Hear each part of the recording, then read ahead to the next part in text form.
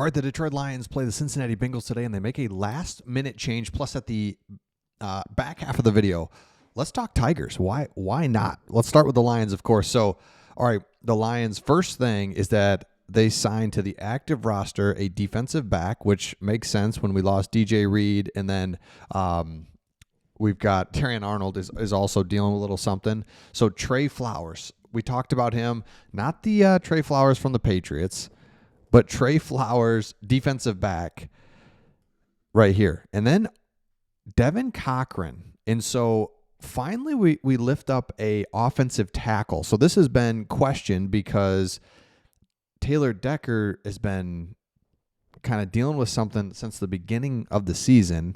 And so you're like, why haven't we elevated really any backup tackles? And so now we do. So this may put into question Taylor Decker's availability. He's been basically a game time decision ever since week 1. So the elevation of Cochran is interesting. Decker is questionable.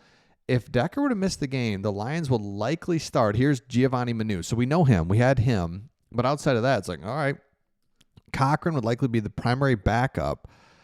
Cochran was quietly added to the practice squad after week 1. So maybe you're like me, like, I didn't even really know that we had him, but he's on the practice squad, just kind of been there, hasn't been making any moves, and then now he goes up to the active roster. So he's played left tackle, he's played right tackle, veteran guy.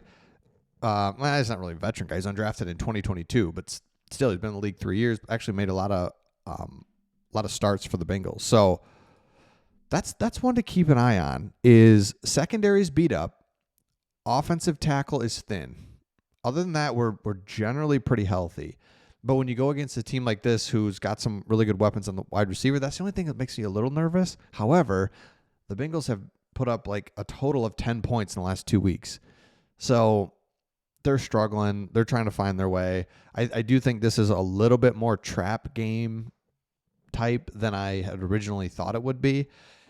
It's the NFL. You get out there. It's the whole thing, right? And just start playing the game, couple bounces here. Like, it just doesn't take much for things to go south. It also doesn't take much for things to go right when they're already wondering, how are we going to hang with this team? Can we? And they'll definitely start off with belief, but then it doesn't take much for us to kind of put that away. It's like, all right, Lions win. So keep an eye on that. Another thing is, so kind of as the experts pick, this is kind of interesting.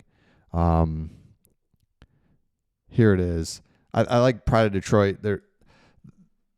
They've got Lions 27-3, 38-10, 38-13, 56-0. Look at this, is just awesome. I would be shocked, really, if we just crushed them. I think it's 31-17, which is a monster win in the National Football League. If you win by more than 2 scores, these 38-10s. I mean, that's just insanely, again, how far we've come as Lions fans. I mean, we couldn't win on the road. You didn't even win on the road, let alone, I think we can win, to now it's like, we're going to kill them, 56-0. So I don't know if Max Gerber's just having fun. Probably is. He is, definitely. But let me know your score predictions in down below. Love it. Okay, get ready for this game. But it's something we don't do a lot of on this channel. But let me know your thoughts. Let me know your thoughts in the comments on the Tigers. This was crazy. So Tigers-Mariners, game 1. We go out there. We're in this weird spot where the Mariners are just rolling. They're the team. We were the team. Then we're not. And we barely make the playoffs. And then all of a sudden, it's like, well, what if we are the team that we were? What if we're the best team in the league, in the MLB, and we've got the best pitcher, right? It's like we could, or we just kind of get swept out of here. I'm not sure. I have no idea what to expect. So the Tigers go into this game. Their pitcher's just dealing the top of the zone, which I don't know why more teams don't do that, because you're kind of getting those calls. It's a tough call for the umpire. You can't hit a 99-mile-an-hour fastball at your chest unless you're Kerry Carpenter. We'll get to that in a second. So you're just like, oh, boy, this is tough because what do? He's they're getting the calls up there too. So that first pitcher was tough until Kerry Carpenter. They had said it that he was really good against that pitcher, and shockingly, boom, home run. And it's like, oh my gosh, Kerry Carpenter, love this. And then, they've got their catcher who's just this awesome hitter. And I don't know about you guys, but I heard the name, kind of just knew that he was good. But when you're living and dying and watching, that's the thing about baseball in the playoffs. What a difference, right? From like a June 5th game to now. It's like you're living and dying on every pitch. It's awesome.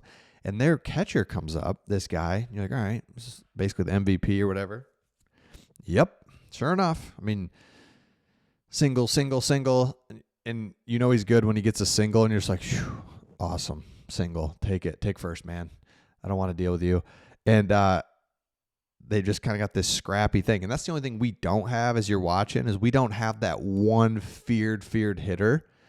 We got a bunch of like B hitters. We don't have that one A hitter, but we do have the all-star A+ pitcher.